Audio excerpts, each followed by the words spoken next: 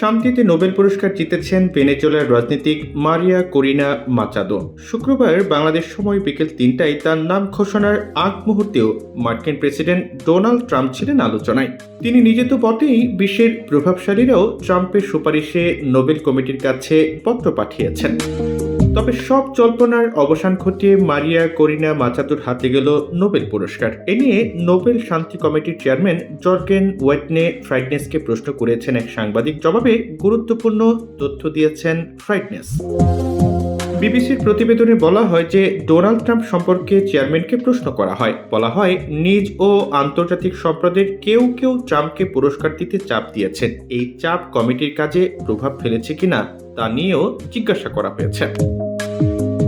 জবাবে ফ্রাইডনেস বলেছেন যে নোবেল শান্তি পুরস্কারের দীর্ঘ ইতিহাসে কমিটি বিশেষ বিশেষ ব্যক্তিকে নিয়ে প্রচারণা এবং মিডিয়া উত্তেজনা দেখেছে। প্রতি বছর আমরা হাজার হাজার চিঠি পাই, তাতে ওই ব্যক্তিরা কেন শান্তি পুরস্কারের যোগ্য দাবিদার তা বর্ণনা করা হয়। আমরা কেবল আলফ্রেড নোবেলের কাজ এবং ইচ্ছার উপর ভিত্তি করে সিদ্ধান্ত নিই।